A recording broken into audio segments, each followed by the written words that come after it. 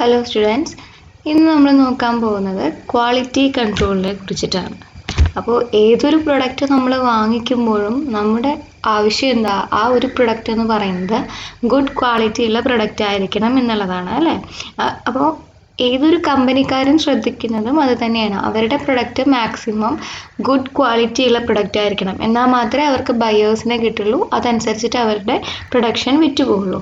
അപ്പോൾ അതിനു വേണ്ടി ഒരു പ്രൊഡക്റ്റിൻ്റെ ക്വാളിറ്റി ചെക്ക് ചെയ്യാൻ വേണ്ടി എല്ലാ കമ്പനീസിലും ഒരു സിസ്റ്റം ഉണ്ടായിരിക്കും. ആ ഒരു കമ്പനി പ്രൊഡ്യൂസ് ചെയ്യുന്ന പ്രൊഡക്റ്റ് എത്രത്തോളം ക്വാളിറ്റി ഉള്ളതാണ് എന്ന് ചെക്ക് ചെയ്യാനുള്ളത്.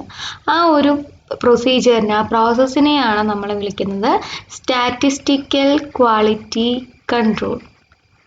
സ്റ്റാറ്റിസ്റ്റിക്കൽ ക്വാളിറ്റി കൺട്രോൾ, അതായത് SQC എന്ന് ഷോർട്ടാക്കി വിളിക്കുന്നു. Okay, this is the statistical quality control. അതായത് എങ്ങനെയാണ് ഓരോ പ്രൊഡക്ഷൻ്റെയും ക്വാളിറ്റീനെ ഇൻക്രീസ് ചെയ്യുന്നത്, ഡിഫക്ട്സ് മാക്സിമം കുറച്ചിട്ട് ക്വാളിറ്റി നമ്മൾ ഇൻക്രീസ് ചെയ്തുകൊണ്ടിരിക്കും. ആ ഒരു പ്രോസസ്സ് എങ്ങനെയാണ് എന്നുള്ള കാര്യങ്ങളൊക്കെ നമ്മൾ ഇനി പഠിക്കുന്നു. ഓക്കെ, എന്താണ് ഒരു ക്വാളിറ്റി എന്നുള്ളത് കൊണ്ട് ഉദ്ദേശിക്കുന്നത്? എന്താ ഒരു പ്രൊഡക്റ്റിൻ്റെ ക്വാളിറ്റി എന്ന് പറഞ്ഞാൽ എന്താ? അത് ഓരോ പ്രൊഡക്റ്റിനും ഡിഫറെൻ്റ് ആയിരിക്കും അല്ലേ. അത് ഓരോ ബയറിനെ ഡിപ്പെൻഡ് ചെയ്തിട്ടും ഉണ്ടായിരിക്കും. അപ്പോൾ ക്വാളിറ്റി എന്നുള്ളത് കൊണ്ട് ഉദ്ദേശിക്കുന്നത് ഒരു മാനുഫാക്ചർക്ക് പറ്റുന്നതിൻ്റെ ഏറ്റവും മാക്സിമം ക്വാളിറ്റിയിലൊന്നും ഒരു സാധനം നമുക്ക് കൊടുക്കാനായിട്ട് പറ്റില്ല. ഇപ്പോൾ ഫോർ എക്സാമ്പിൾ പറയുകയാണെങ്കിൽ, നമുക്കൊരു ചോക്ലേറ്റ് ഉണ്ടാക്കുകയാണ്. ആ ഒരു ചോക്ലേറ്റ് ഉണ്ടാക്കുമ്പോൾ അത്രയും ടേസ്റ്റിലൊന്നും എല്ലാവർക്കും ചോക്ലേറ്റ് ഉണ്ടാക്കാനായിട്ട് പറ്റില്ല. ഹയസ്റ്റ് ക്വാളിറ്റിയൊന്നും സ്റ്റാൻഡേർഡൊന്നും ഒരു മാനുഫാക്ചർക്കും പറ്റില്ല. പക്ഷെ എന്താണ് പറയുന്നത്, ഒരു ബയ്യറിന് വാങ്ങിക്കാൻ പറ്റുന്ന രീതിയിൽ അത്യാവശ്യം ക്വാളിറ്റിയുള്ള ടേസ്റ്റുള്ള സാധനങ്ങൾ വേണം നമ്മൾ പ്രൊഡ്യൂസ് ചെയ്യാൻ. ഇപ്പോൾ ചോക്ലേറ്റിൻ്റെ കേസാണെങ്കിൽ അങ്ങനെ, വേറെ എന്തൊരു സാധനമായാലും ഒരു സ്പെസിഫിക് ലിമിറ്റ് ഉണ്ടായിരിക്കും, സ്പെസിഫിക് സ്റ്റാൻഡേർഡ് ഉണ്ടായിരിക്കും.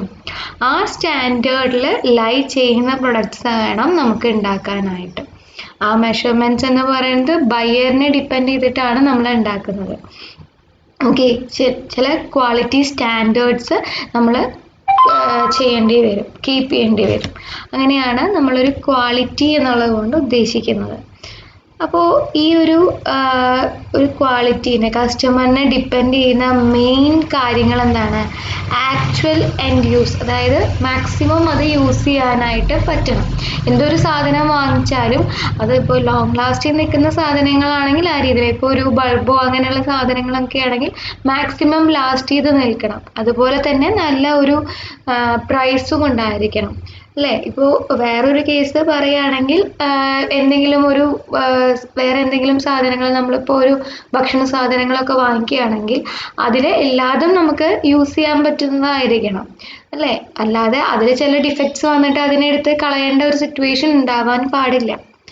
അപ്പോൾ മെയിനായിട്ട് ഫാക്ടേഴ്സ്, കസ്റ്റമേഴ്സിനെ ഡിപ്പെൻഡ് ചെയ്യുന്ന ഫാക്ടേഴ്സ് എന്ന് പറയുന്നത് actual end use. Second one is most economical selling price. ആ പ്രൈസ് എന്ന് പറയുന്നത് ഇമ്പോർട്ടൻ്റ് ആണ്.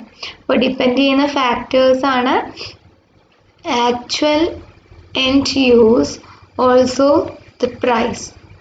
ഒരു എക്കണോമിക്കൽ പ്രൈസ് ഉണ്ടായിരിക്കണം. വളരെയധികം റേറ്റ് കൂടിയ സാധനങ്ങളൊന്നും ആരും വാങ്ങിക്കില്ല അല്ലേ. അപ്പോൾ അതൊരു റേഞ്ചിൽ നിൽക്കുന്നതായിരിക്കണം. എല്ലാവർക്കും അഫോർഡബിൾ ആയിട്ടുള്ള ഒരു പ്രൈസ് വേണം അതിനുണ്ടാകാൻ. ഓക്കെ, അപ്പോൾ ഇതൊക്കെയാണ് മെയിൻ കാര്യങ്ങൾ, മെയിൻ ഫാക്ടേഴ്സ് ഡിപ്പെൻഡ് ചെയ്യുന്നത്.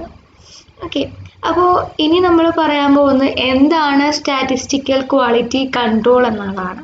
ഈ statistical quality control, that is SQC എന്ന് പറയുന്നത്, നമ്മൾ ഓരോ പ്രൊഡക്റ്റും, നമ്മൾ പ്രൊഡ്യൂസ് ചെയ്യുന്ന പ്രൊഡക്റ്റ് എന്ന് പറയുന്നത് മാക്സിമം ക്വാളിറ്റിയിൽ, നമ്മൾ ഉദ്ദേശിക്കുന്ന ക്വാളിറ്റിയിൽ എത്താനായിട്ട് സാധിക്കണം. ആ ഒരു പ്രോസസ്സാണ്. It is a statistical method for determining the extent to which quality goals are being met. Okay, ആ ഒരു ഓരോ പ്രൊഡക്റ്റും നമ്മൾ ഉദ്ദേശിക്കുന്ന ക്വാളിറ്റിയിൽ എത്തുന്നുണ്ടോ എന്നുള്ള ചെക്കിംഗ് ആണ്. അപ്പോൾ അങ്ങനെ ചെക്ക് ചെയ്യാൻ വേണ്ടിയിട്ട് എല്ലാ പ്രൊഡക്റ്റും എടുത്ത് നോക്കുക എന്ന് പറയുന്നത് എളുപ്പമല്ല. ഇപ്പോൾ ഒരു സോഫ്റ്റ് ഡ്രിങ്ക് ഉണ്ടാക്കുന്ന ഒരു കമ്പനിയാണ്. അപ്പോൾ അതിലെ എല്ലാ കുപ്പിയിലും ഉള്ള നമ്മൾ കുടിച്ചു നോക്കി ടേസ്റ്റ് ചെയ്യുക എന്ന് പറയുന്നത് പോസിബിൾ അല്ല. നമ്മൾ എന്താ ചെയ്യുക, അതിൽ നിന്ന് കുറച്ച് സാമ്പിൾസ് കളക്ട് ചെയ്തിട്ട് അത് നമ്മൾ നോക്കും അല്ലേ. അങ്ങനെ നമ്മൾ ടെസ്റ്റ് ചെയ്യുക ചെയ്യുന്നത്. അതുപോലെ തന്നെ ഇതിൻ്റെ വാരിയേഷൻ എന്ന് പറയുന്നത് ഒരു പെർട്ടിക്കുലർ ലിമിറ്റ് വിട്ടിട്ട് പോകാൻ പാടില്ല. അത്രയധികം ഡിഫറൻസ് ഓഫ് ക്വാളിറ്റി ഓരോ പ്രൊഡക്റ്റും തമ്മിൽ ഉണ്ടാവാനായിട്ട് പാടില്ല. ഈ കാര്യങ്ങളൊക്കെ ചെക്ക് ചെയ്യുന്ന പ്രോസസ്സാണ് SQC എന്ന് പറയുന്നത്. അപ്പോൾ അതിനു വേണ്ടി നമുക്ക് ആദ്യം വേണ്ടത് ഒരു സ്പെസിഫിക്കേഷൻ ലിമിറ്റ് വേണം. അതായത് ഇന്ന ലിമിറ്റിൻ്റെ ഉള്ളിലേ ആ ഒരു പ്രൊഡക്റ്റ് കിടക്കണം എന്നുള്ളത്.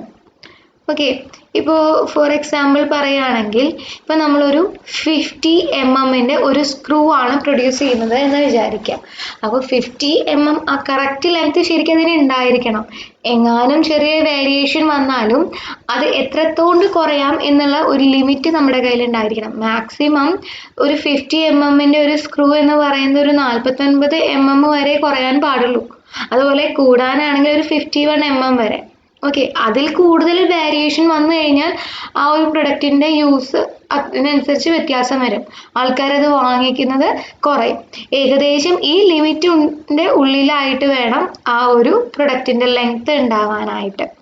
അപ്പോൾ ഓരോ പ്രൊഡക്റ്റിനും ഇതിനനുസരിച്ച് വ്യത്യാസം ഉണ്ടാകും, വേരിയേഷൻ ഉണ്ടായിരിക്കും. ഇപ്പോൾ 100 ഗ്രാമിൻ്റെ ഒരു പാക്കറ്റ് നമ്മൾ പ്രൊഡ്യൂസ് ചെയ്യുന്നുണ്ട്, എന്തെങ്കിലും ഒരു ഫുഡ് പ്രൊഡക്റ്റ് 100 ഗ്രാമിൻ്റെ ഉണ്ടെങ്കിൽ കുറഞ്ഞതൊരു 98 ഗ്രാമെങ്കിലും അതിലുണ്ടായിരിക്കണം. മാക്സിമം പോവുകയാണെങ്കിൽ ഒരു 105 110 ഗ്രാം വരെ. അതിൽ കൂടുതൽ വേരിയേഷൻ അവിടെ ഉണ്ടാവാൻ പാടില്ല. അപ്പോൾ ആൾക്കാർ കംപ്ലൈൻറ്റ് പറഞ്ഞു തുടങ്ങും, അത് നമ്മൾ അതിൽ കാണുന്ന ക്വാണ്ടിറ്റിയിലൊന്നും സാധനങ്ങളില്ല, അത് വാങ്ങിക്കേണ്ട എന്ന് പറഞ്ഞിട്ട് അതിൻ്റെ ഒരു മൂല്യം കുറഞ്ഞു വരും ആ ഒരു പ്രൊഡക്റ്റിൻ്റെ. മാക്സിമം ഉള്ള ഒരു ലിമിറ്റ് അവിടെ ഉണ്ട്. അതിനെയാണ് സ്പെസിഫിക്കേഷൻ ലിമിറ്റ് എന്ന് പറയുന്നത്. നമ്മൾ ഓരോ കസ്റ്റമറിനെ ഡിപ്പെൻഡ് ചെയ്ത്, ബയറിനെ ഡിപ്പെൻഡ് ചെയ്തിട്ട് ഉണ്ടാക്കുന്ന ഒരു ലിമിറ്റാണ് സ്പെസിഫിക്കേഷൻ ലിമിറ്റ് എന്ന് പറയുന്നത്. ഇതിപ്പോൾ ഒരു 50 mm സ്ക്രൂ ആയുമ്പോൾ ഒരു mm ഡിഫറൻസേ മാക്സിമം അവിടെ സംഭവിക്കാൻ പാടുള്ളൂ. ഓക്കെ, ഇപ്പം നമ്മളൊരു 100 മീറ്ററിൻ്റെ കമ്പിയാണ് ഉണ്ടാക്കുന്നതെന്ന് വിചാരിക്കുക. അപ്പോൾ അത്രയും ലെങ്ത്തുള്ള 100 മീറ്റർ ലെങ്ത്തുള്ള ഒരു കമ്പിയാണ് നമ്മൾ ഉണ്ടാക്കുന്നത്.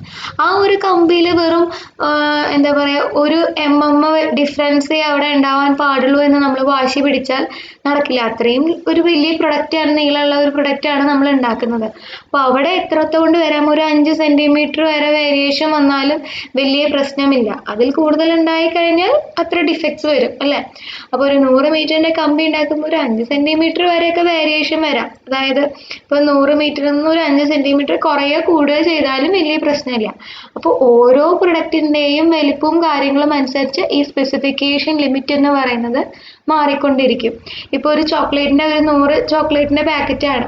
ആ 100 ചോക്ലേറ്റിൻ്റെ പാക്കറ്റിൽ വേണമെങ്കിൽ ഒന്ന് കുറേ ഒരു 99 ചോക്ലേറ്റ് ആവാം, അല്ലെങ്കിൽ ഒരെണ്ണം വലുതും ആവാം. അപ്പോൾ വലിയ പാക്കറ്റ് ഇപ്പോൾ ഒരു 10 എണ്ണത്തിൻ്റെ ഒരു മഞ്ചിൻ്റെ പാക്കറ്റൊക്കെ നമ്മൾ വാങ്ങിക്കുന്നത് വെച്ചാൽ അതിൽ വേരിയേഷൻ വരാൻ പാടില്ല. 10 എണ്ണം എന്ന് പറഞ്ഞാൽ 10 എണ്ണം തന്നെ ഉണ്ടാവണം. അതിൽ കുറവും കൂടുതലും വന്നു കഴിഞ്ഞാൽ നമ്മൾ സമ്മതിക്കില്ല. ആ സമയത്ത് ചെറിയ ചെറിയ മിഠായികളുടെയാണ് നമ്മൾ വാങ്ങിക്കുക. ഇപ്പോൾ ജെംസോ അങ്ങനെയുള്ള മിഠായികളൊക്കെ വാങ്ങിക്കുന്നത് വെച്ചാൽ അതിൽ കുറച്ച് വലിയ വേരിയേഷൻ, ഒരു 2 എണ്ണം 3 എണ്ണം കുറഞ്ഞാലും വലിയ പ്രശ്നം നമുക്ക് വരില്ല.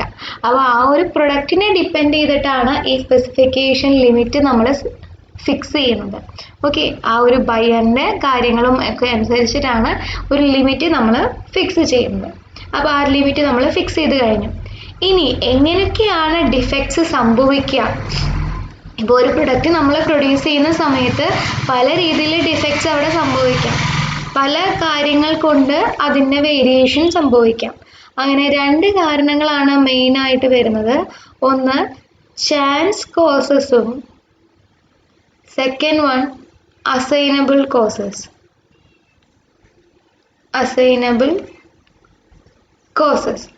ചാൻസ് കോസസ് എന്ന് പറഞ്ഞു കഴിഞ്ഞാൽ ആ ഒരു ക്ലൈമറ്റിനെയോ അങ്ങനെ എന്തെങ്കിലും ബൈ ചാൻസ് വന്നു പോകുന്ന പ്രശ്നങ്ങൾ. ഓക്കെ, അത് നമുക്ക് നമ്മുടെ ഒരു ഹ്യൂമൻ പവറിനും അധീനമായിട്ടുള്ള കാര്യങ്ങളാണ് ചാൻസ് കോസസ് എന്ന് പറയുന്നത്. അതിനെ നമുക്ക് കുറയ്ക്കാനോ അതിനെ ഇല്ലാതെയാക്കാൻ നമുക്ക് പറ്റില്ല. ചാൻസ് കോസസിനെ ഒരിക്കലും ഇല്ലാതെയാക്കാൻ നമുക്ക് പറ്റില്ല. പക്ഷെ എന്ത് ചെയ്യാം, റെഡ്യൂസ് ചെയ്യാനായിട്ട് സാധിക്കും, പക്ഷെ ഒരിക്കലും ഇല്ലാതാക്കാനായിട്ട് പറ്റില്ല. അങ്ങനെയുള്ള കോസസ് ആണ് ചാൻസ് കോസസ് എന്ന് പറയാം. ഇപ്പോൾ ഫോർ എക്സാമ്പിൾ പറയുകയാണെങ്കിൽ ഏതെങ്കിലും ഒരു ഫുഡ് പ്രൊഡക്ട്സിനൊക്കെ ആയിട്ടാണ് മെയിനായിട്ട് വരിക. ക്ലൈമറ്റിനെയൊക്കെ ഡിപ്പെൻഡ് ചെയ്തിട്ട് അതിൽ ചെറിയ വേരിയേഷൻസ് വരാം, അതിൻ്റെ ക്വാളിറ്റിയിൽ ചെറിയ വേരിയേഷൻസ് വരാം. അപ്പോൾ അങ്ങനെയുള്ളതൊന്നും നമുക്കായിട്ട് ക്ലൈമറ്റിനെ മാറ്റാൻ അതാക്കാനൊന്നും പറ്റില്ല. പക്ഷേ നമുക്കതിനെ റെഡ്യൂസ് ചെയ്യാം. ആ ക്ലൈമറ്റ് ചേഞ്ച് കൂടുതലും ഈ പ്രൊഡക്റ്റിനെ എഫക്റ്റ് ചെയ്യാത്ത രീതിയിൽ നമുക്ക് ആ പ്രൊഡക്റ്റിനെ പ്രൊഡ്യൂസ് ചെയ്യാനായിട്ട് സാധിക്കും. അപ്പോൾ അവിടെ റിഡക്ഷനേ നടക്കുള്ളൂ, റെഡ്യൂസ് ചെയ്യലേ നടക്കുള്ളൂ, ഒരിക്കലും ഇല്ലാതാക്കൽ പറ്റില്ല. അങ്ങനെയുള്ള കോസസ് ആണ് ചാൻസ് കോസസ് എന്ന് പറയുന്നത്. അസൈനബിൾ കോസസ് എന്ന് പറഞ്ഞു കഴിഞ്ഞാൽ ആ ഓരോ ഫാക്ടേഴ്സിനെയും നമുക്ക് പൂർണ്ണമായിട്ടും ഒഴിവാക്കാം. അങ്ങനെയുള്ള കോസസ് ആണ് അസൈനബിൾ കോസസ് എന്ന് പറയുന്നത്. ഇപ്പോൾ ഫോർ എക്സാമ്പിൾ പറയുകയാണെങ്കിൽ ഇപ്പോൾ ഒരു മെഷീൻ, അതിൽ മെഷീനിന് എന്തെങ്കിലും ഒരു ഡാമേജ് ഉണ്ട്, അതുകൊണ്ട് എന്ത് സംഭവിക്കാം, പ്രൊഡക്റ്റിന് പ്രശ്നങ്ങൾ സംഭവിക്കാം അല്ലേ. ആ മെഷീനിൽ ചെറിയൊരു സ്ക്രൂ ഇളകി പോയപ്പോൾ അപ്പോൾ അതിനനുസരിച്ചിട്ട് ആ ഒരു പ്രൊഡക്റ്റിൽ വ്യത്യാസം വേരിയേഷൻ വന്നുകൊണ്ടേയിരിക്കും. അപ്പോൾ നമുക്ക് എന്ത് ചെയ്യാം, ഈ മെഷീനെ റിപ്പയർ ചെയ്തിട്ട് പൂർണ്ണമായിട്ടും ആ ഒരു കോസിനെ നമുക്ക് ഒഴിവാക്കാനായിട്ട് സാധിക്കും. ആ വേരിയേഷൻ, ഒരു ഡിഫക്റ്റിനെ ഒഴിവാക്കാനായിട്ട് പറ്റും. ഓക്കെ, അങ്ങനെയുള്ള ഡിഫക്ട്സ് വരുന്നതിനെയാണ് അസൈനബിൾ കോസസ് എന്ന് പറയും. ക്ലിയർ ആയെന്ന് വിചാരിക്കുന്നത്. അപ്പോൾ രണ്ട് ടൈപ്പ് കോസസ് ആണ്, വേരിയേഷൻസ് ആണ് വരുന്നത്, ചാൻസ് കോസസും അസൈനബിൾ കോസസും. Chance causes cannot be removable, remove ചെയ്യാനായിട്ട് പറ്റില്ല. എന്ത് ചെയ്യാം, റെഡ്യൂസ് ചെയ്യാനേ നമുക്ക് പറ്റുള്ളൂ. അസൈനബിൾ കോസസ് എന്ന് പറഞ്ഞു കഴിഞ്ഞാൽ ക്യാൻ ബി റിമൂവ് ചെയ്യാനായിട്ട് പറ്റും. മെഷീനിലൊക്കെ വരുന്ന പ്രശ്നങ്ങളൊക്കെയാണ് കൂടുതലായിട്ടും അസൈനബിൾ കോസസിൽ വരുന്നത്. അതിനെ നമുക്ക് പൂർണ്ണമായിട്ടും ഒഴിവാക്കാനായിട്ട് പറ്റും. That kind of variations are called assignable causes. Okay, ഇനി നമ്മൾ പറയുന്ന നെക്സ്റ്റ് ഒരു പോയിന്റ് ആണ്, ഇതിനെ ഡിപ്പെൻഡ് ചെയ്ത് പറയുന്നതാണ് നാച്ചുറൽ ടോളറൻസ് എന്ന് പറയുന്ന നാച്ചുറൽ ടോളറൻസ് ലിമിറ്റ്. നമ്മളൊരു സ്പെസിഫിക്കേഷൻ ലിമിറ്റ് നോക്കി അതിനുശേഷം വേറൊരു ലിമിറ്റ് വരുന്നതാണ് natural tolerance limit. Natural tolerance limit എന്ന് പറഞ്ഞു കഴിഞ്ഞാൽ ഈ പറയുന്ന ചാൻസ് കോസസ് മൂലം ഉണ്ടാവുന്ന വേരിയേഷനെയാണ് നാച്ചുറൽ ടോളറൻസ് ലിമിറ്റ് എന്ന് പറയും. അപ്പോൾ ഒരു ക്ലൈമറ്റ് ചേഞ്ചും അങ്ങനെ എന്തെങ്കിലും ചാൻസ് കോസസ് കാരണം ആ ഒരു പ്രൊഡക്റ്റിന് ചെറിയ വ്യത്യാസങ്ങൾ ഉണ്ടായിരിക്കാം, വേരിയേഷൻ സംഭവിക്കാം. ഓക്കെ, അപ്പോൾ ടോളറൻസ് ലിമിറ്റ് എങ്ങനെയാണ് ഉണ്ടാവുന്നത്, ബിക്കോസ് ഓഫ് ചാൻസ് കോസസ് കാരണം ആ ഒരു പ്രൊഡക്റ്റിന് സംഭവിക്കാവുന്ന വേരിയേഷൻ്റെ ലിമിറ്റാണ് നാച്ചുറൽ ടോളറൻസ് ലിമിറ്റ് എന്ന് പറയുന്നത്. അത് നമ്മൾ ക്വാളിറ്റി കൺട്രോൾ പഠിക്കുന്ന സമയത്ത് എക്സ് ബാർ ചാർട്ടൊക്കെ പഠിക്കുന്നുണ്ട്. അപ്പോൾ എക്സ് ബാർ ചാർട്ടിലൊക്കെ പറയുമ്പോൾ മ്യൂ പ്ലസ് ഓർ മൈനസ് 3 സിഗ്മയാണ് അതിൻ്റെ ലിമിറ്റായിട്ട് വരുന്നത്, നാച്ചുറൽ ടോളറൻസ് ലിമിറ്റായിട്ട് വരുന്നത്. ആ ലിമിറ്റിന് നാച്ചുറൽ ടോളറൻസ് എന്ന് വിളിക്കുന്നു. Okay, natural tolerance limit X bar ചാർട്ടിലോട്ട് മ്യൂ പ്ലസ് ഓർ മൈനസ് 3 സിഗ്മയാണ് വരുന്നത്. അപ്പോൾ ചാൻസ് കോസസ് കാരണം ഇത്ര വേരിയേഷൻ മാത്രമേ അവിടെ സംഭവിക്കാൻ പാടുള്ളൂ. ആ ലിമിറ്റാണ് നാച്ചുറൽ ടോളറൻസ് ലിമിറ്റ് എന്ന് നമ്മൾ പറയുന്നത്. ഇപ്പോൾ നാച്ചുറൽ ടോളറൻസ് ലിമിറ്റിൻ്റെ ആ ഒരു വിഡ്ത്ത്, ഈ ഒരു ലിമിറ്റിൻ്റെ വിഡ്ത്ത് എന്ന് പറയുന്നത് 6 സിഗ്മയാണെങ്കിൽ അതിനെ നമ്മൾ നാച്ചുറൽ ടോളറൻസ് എന്ന് വിളിക്കുന്നു. അതൊരു സ്റ്റാൻഡേർഡ് വിഡ്ത്താണ്, അതിനെ നമ്മൾ നാച്ചുറൽ ടോളറൻസ് എന്നാണ് വിളിക്കുന്നത്. ഓക്കെ, അപ്പോൾ എന്താണ് നാച്ചുറൽ ടോളറൻസ് ലിമിറ്റ് എന്ന് മനസ്സിലാക്കുക. ചാൻസ് കോസസ് കാരണം ഉണ്ടാവുന്ന ആ ഒരു വേരിയേഷൻ്റെ ലിമിറ്റാണ് നാച്ചുറൽ ടോളറൻസ് ലിമിറ്റ് എന്നുള്ളത് കൊണ്ട് ഉദ്ദേശിക്കുന്നത്. ഓക്കെ, അപ്പോൾ ഇനി നമ്മൾ പറയുന്നത് എന്താ വെച്ചാൽ നമ്മൾ മുന്നേ പഠിച്ച ഒരു ലിമിറ്റാണ് സ്പെസിഫിക്കേഷൻ ലിമിറ്റ് അല്ലേ. ഈ സ്പെസിഫിക്കേഷൻ ലിമിറ്റും അതുപോലെ തന്നെ നാച്ചുറൽ ടോളറൻസ് ലിമിറ്റും തമ്മിലുള്ള ഒരു റിലേഷനാണ് ഇനി പറയുന്നത്. എപ്പോഴും സ്പെസിഫിക്കേഷൻ ലിമിറ്റിൻ്റെ ഉള്ളിലോ അല്ലെങ്കിൽ ഒപ്പമോ ആയിരിക്കണം നാച്ചുറൽ ടോളറൻസ് ലിമിറ്റ് വരേണ്ടത്. ഇപ്പോൾ ഫോർ എക്സാമ്പിൾ പറയുകയാണെങ്കിൽ എന്തെങ്കിലും ഒരു പ്രൊഡക്റ്റിന് ഒരു സ്പെസിഫിക് ലിമിറ്റ് നമ്മൾ ഫിക്സ് ചെയ്തു എന്ന് വിചാരിക്കുക. ആ സ്പെസിഫിക്കേഷൻ ലിമിറ്റ് എന്താണ്, ഒരു പയ്യൻ്റെ കാര്യങ്ങളെ ഡിപ്പെൻഡ് ചെയ്തിട്ടാണ് നമ്മൾ ആ ഒരു ലിമിറ്റ് ഉണ്ടാക്കിയെടുക്കുന്നത്, സ്പെസിഫിക്കേഷൻ ലിമിറ്റിനെ ഉണ്ടാക്കിയെടുക്കുന്നത്. നാച്ചുറൽ ടോളറൻസ് ലിമിറ്റ് എന്താണ്? അത് ബൈ ചാൻസ് വന്നു പോകുന്ന വേരിയേഷൻ ആണ്. ഓക്കെ, ആ ഒരു പ്രൊഡക്റ്റിലെ ക്ലൈമറ്റ് ചേഞ്ചോ അങ്ങനെയുള്ള പ്രശ്നങ്ങൾ മൂലം റിമൂവബിൾ അല്ലാത്ത പ്രശ്നങ്ങൾ മൂലം ഉണ്ടാവുന്ന ആ ഒരു വേരിയേഷൻ ആണ് നാച്ചുറൽ ടോളറൻസ് ലിമിറ്റ്. അത് സ്പെസിഫിക്കേഷൻ ലിമിറ്റിൽ കൂടുതലായാൽ അവിടെ എന്ത് സംഭവിക്കും? ആൾക്കാർ സാധനങ്ങൾ വാങ്ങിക്കാതെ ഇരിക്കും. അപ്പോൾ എപ്പോഴും സ്പെസിഫിക്കേഷൻ ലിമിറ്റിൻ്റെ ഉള്ളിലേ നാച്ചുറൽ ടോളറൻസ് ലിമിറ്റ് വരാനായിട്ട് പാടുള്ളൂ. അങ്ങനെയുള്ള രീതിയിൽ നമ്മളതിനെ റെഡ്യൂസ് ചെയ്യണം. ചാൻസ് കോസസിനെ റെഡ്യൂസ് ചെയ്യാമെന്ന് നമ്മൾ പറഞ്ഞു. അപ്പോൾ എപ്പോഴും സ്പെസിഫിക്കേഷൻ ലിമിറ്റിൻ്റെ ഉള്ളിൽ ആര് വരണം? നാച്ചുറൽ ടോളറൻസ് ലിമിറ്റ് വരണം. അതിൽ കൂടുതലാവാൻ ഒരിക്കലും പാടില്ല. ഓക്കെ, ഇപ്പോൾ ഫോർ എക്സാമ്പിൾ ഇപ്പോൾ നമ്മൾ നേരത്തെ പറഞ്ഞ സ്ക്രൂവിൻ്റെ കേസിൽ നമ്മൾ പറഞ്ഞ ലിമിറ്റ് എന്താ? 41 mm-ൻ്റെയും 51 mm-ൻ്റെയും ഇടയിൽ വേണം ആ സ്ക്രൂ ഉണ്ടാവാനായിട്ട്. ഓക്കെ, അപ്പോൾ അവിടെയുള്ള ക്ലൈമറ്റ് ചേഞ്ചോ അങ്ങനെ എന്തെങ്കിലും ചാൻസ് കോസസ് കാരണം ആ ഒരു ലിമിറ്റ് എന്ന് പറയുന്നത് ഇപ്പോൾ 48 mm-ൻ്റെയും 51 mm-ൻ്റെയും ഇടയിലാണ് വരുന്നത്. നാച്ചുറൽ ടോളറൻസ് ലിമിറ്റ് വരുന്ന ഈ രീതിയിലാണെങ്കിൽ അത് ആക്സെപ്റ്റബിൾ അല്ല. കണ്ടോ, സ്പെസിഫിക്കേഷൻ ലിമിറ്റിനേക്കാൾ കൂടുതലാണ് ഇവിടെ ലിമിറ്റ് വന്നത്. അപ്പോൾ ഇത് ആക്സെപ്റ്റബിൾ അല്ല. ഇപ്പോൾ ഒരു 49.5 mm-നും 49.9 അല്ലെങ്കിൽ ഒരു 50.9 mm-നും ഇടയിലാണ് വരിക. അപ്പോൾ അങ്ങനെയുള്ളതൊക്കെ ആണെങ്കിൽ സ്പെസിഫിക്കേഷൻ ലിമിറ്റിൻ്റെ ഉള്ളിലാണ് വരുന്നത്. So it can be acceptable.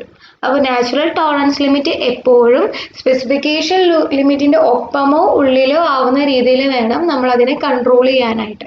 ആ രീതിയിൽ ചാൻസ് കോസസിനെ നമ്മൾ കൺട്രോൾ ചെയ്യണം. അതാണ് നമ്മുടെ ഒരു പ്രോസസ്സ് എന്ന് പറയുന്നത്.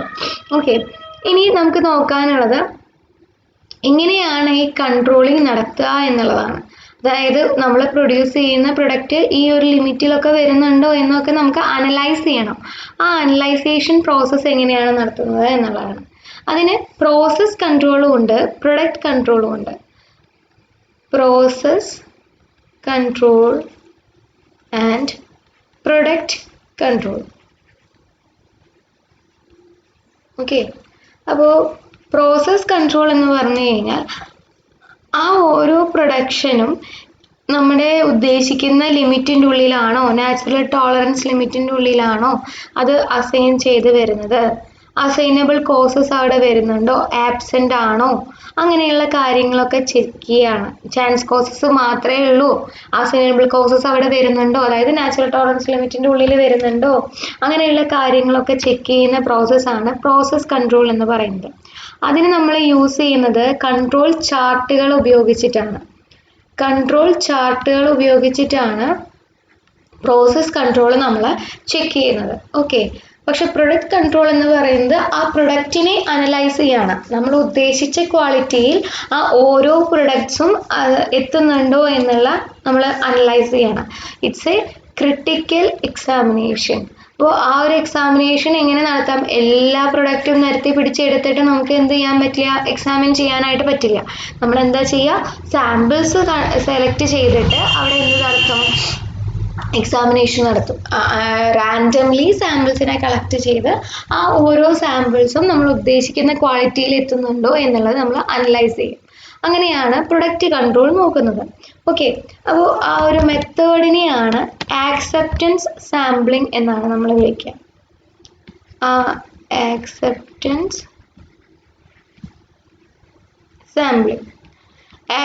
സാമ്പിളിംഗ് എന്ന് വെച്ചാൽ നമ്മൾ ബയർ എന്ത് ചെയ്യുന്നു? സാമ്പിൾസിനെ സെലക്ട് ചെയ്യുന്നു ലോട്ട് ഉപയോഗിച്ച്. അതായത് റാൻഡംലി വേണം പ്രൊഡക്ട്സിനെ സെലക്ട് ചെയ്യാനായിട്ട്. അതിൽ എന്തുണ്ടാവണം? ഡിഫക്ട്സ് എന്ന് പറയുന്നത് ലെസ് ആയിരിക്കണം. ഏറ്റവും less defects, number of defects is less ആയിരിക്കണം. മോർ ആവുമ്പോൾ എന്താ ഉണ്ടാവുന്നത്? ആ ഒരു സാമ്പിളിനെ നമ്മൾ റിജക്റ്റ് ചെയ്യും. അപ്പോൾ അങ്ങനെയുള്ള ടെക്നിക്കിനെയാണ്, അങ്ങനെയുള്ള ഇൻസ്പെക്ഷനെയാണ്, അതിൻ്റെ മൂലം നമ്മൾ ഒരു ഡിസിഷനിലേക്ക് എത്തിച്ചേരുന്നതിനെയാണ് ആക്സെപ്റ്റൻസ് സാമ്പിളിംഗ് എന്ന് പറയുന്നത്. അതായത് കുറച്ച് സാമ്പിൾസ് കൺസിഡർ ചെയ്തിട്ട് ആ സാമ്പിൾസിൽ ഡിഫക്ട്സ് വളരെയധികം ലെസ് ആയിരിക്കണം. ഡിഫക്ട്സ് കൂടുതലാണെങ്കിൽ അതിനെ റിജക്റ്റ് ചെയ്യണം. ആ ഒരു പ്രോസസ്സ്, അങ്ങനെ ഒരു കൺക്ലൂഷനിലേക്ക് എത്തുന്ന ആ ഒരു പ്രോസസ്സാണ് ആക്സെപ്റ്റൻസ് സാമ്പിളിംഗ് കൊണ്ട് മീൻ ചെയ്യുന്നത്. ഓക്കെ, അപ്പോൾ ഈ ക്വാളിറ്റി കൺട്രോൾ എന്ന് പറയുന്നത് വളരെയധികം യൂസ്ഫുൾ ആയിട്ടുള്ള ഒരു മെത്തേഡാണ്. മിക്ക ഒരു കമ്പനി എടുത്താലും അതിൽ ക്വാളിറ്റി അനലിസ്റ്റ് എന്ന് പറയുന്ന ഒരു പോസ്റ്റ് നിർബന്ധമായിട്ടുണ്ടായിരിക്കും. ഓക്കെ, അത് ഓരോ ഇപ്പോൾ നമ്മൾ ഫോർ എക്സാമ്പിൾ പറയുകയാണെങ്കിൽ ഈ ഫുഡ് പ്രൊഡക്ട്സ് ഉണ്ടാക്കുക അല്ലെങ്കിൽ ടീയുടെ കേസാണ്. ഒരു ചായപ്പൊടി ഉണ്ടാക്കുന്ന ഒരു കമ്പനി ആണെങ്കിൽ കൂടി അവിടെ ടെസ്റ്റിംഗ് നടത്തി ഓരോ കാര്യങ്ങളും അത്രയും അനലൈസ് ചെയ്തിട്ടാണ് ആ ഒരു പ്രൊഡക്റ്റിൻ്റെ ക്വാളിറ്റീനെ നമ്മൾ ഇൻക്രീസ് ചെയ്യുന്നത്. അപ്പോൾ quality analyst is a big post. ആ കമ്പനീനെ തന്നെ പിടിച്ചു നിർത്തുന്നത് ആ ക്വാളിറ്റി അനലിസ്റ്റ് ആണ്. അപ്പോൾ മോഡേൺ ബിസിനസ്സിൽ ഇഷ്ടം പോലെ നമുക്കത് യൂസ് ചെയ്യുന്നതാണ്. ഇൻഡസ്ട്രിയിൽ വളരെയധികം യൂസ്ഫുൾ ആയിട്ടുള്ള ഒരു കാര്യമാണ് ക്വാളിറ്റി അനലൈസിങ്, ക്വാളിറ്റി കൺട്രോൾ എന്ന് പറയുന്നത്.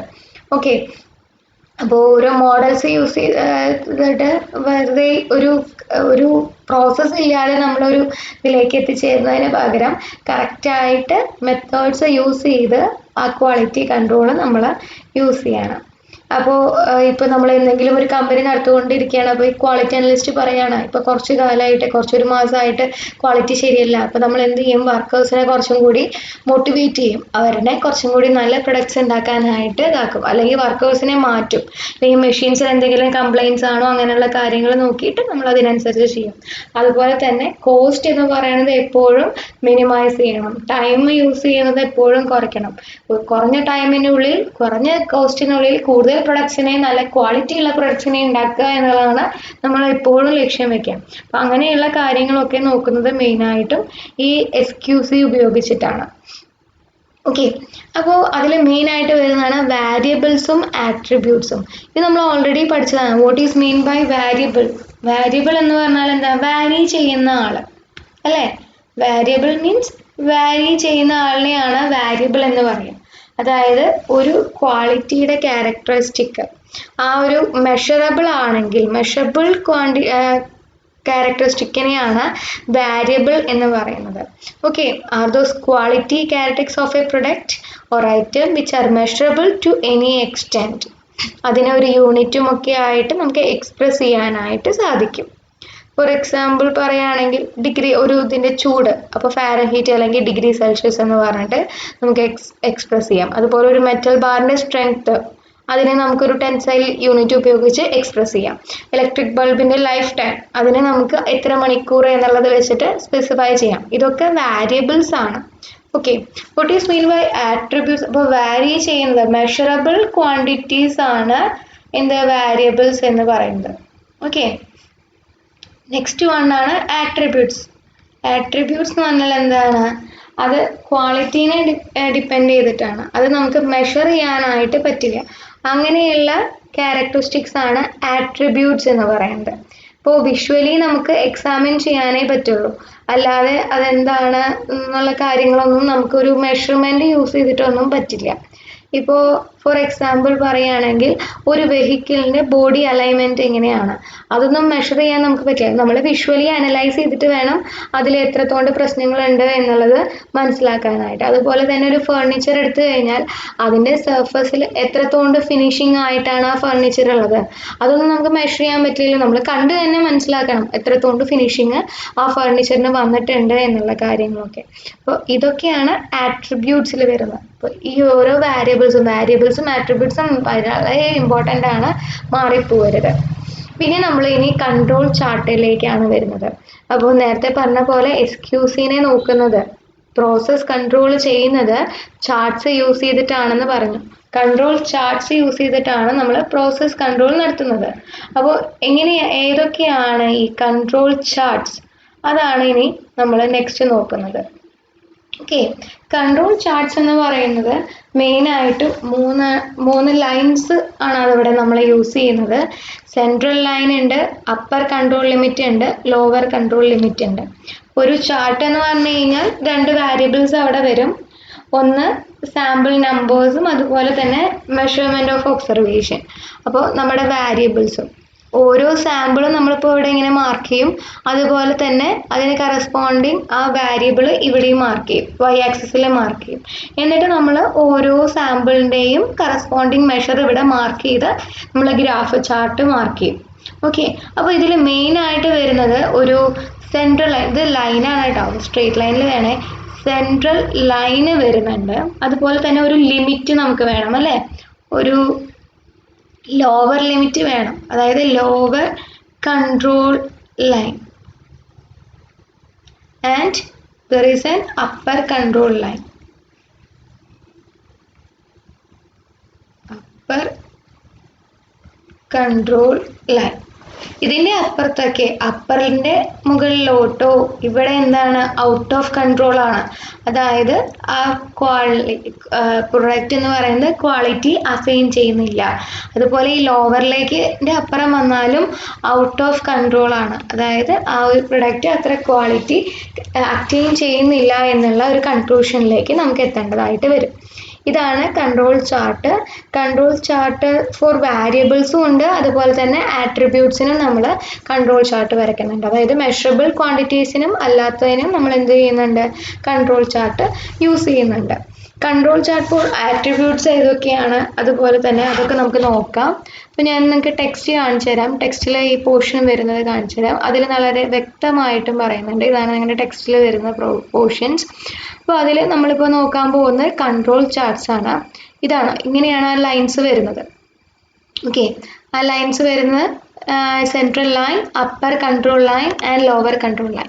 ഇതിൻ്റെ താഴോട്ട് വന്നാലും മുകളിലോട്ട് പോയാലും അത് ഔട്ട് ഓഫ് കൺട്രോൾ ആയിട്ട് മാറും.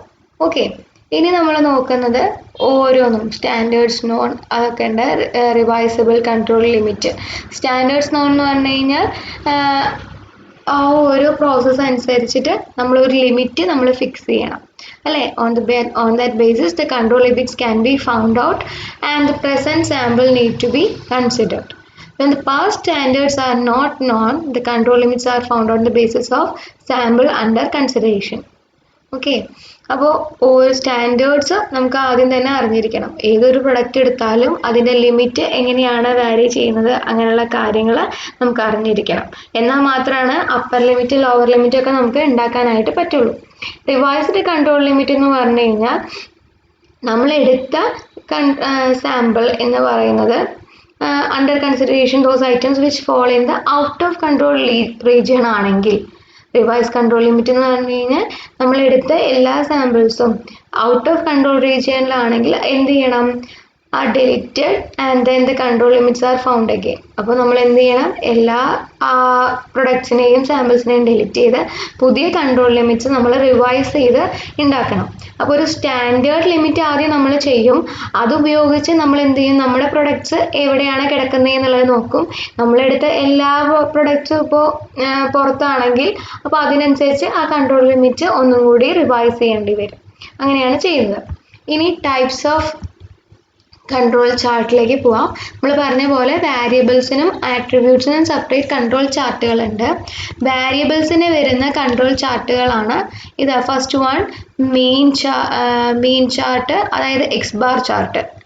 ആ മീൻ യൂസ് ചെയ്ത് ചെയ്യുന്നതാണ് mean chart. Next range chart അല്ലെങ്കിൽ ആർ ചാർട്ട് എന്ന് പറയും. ഓക്കെ, റേഞ്ച് യൂസ് ചെയ്തിട്ടുള്ളതാണ് R chart. Control chart for ആട്രിബ്യൂട്ട്സിൽ വരികയാണെങ്കിൽ അത് വളരെയധികം നമുക്കൊരു ഡയഗ്രാമിൽ റെപ്രസെൻ്റ് ചെയ്യാം. പ്രോസസ് കൺട്രോൾ ആണല്ലോ വരുന്നത്. അപ്പോൾ അതിൽ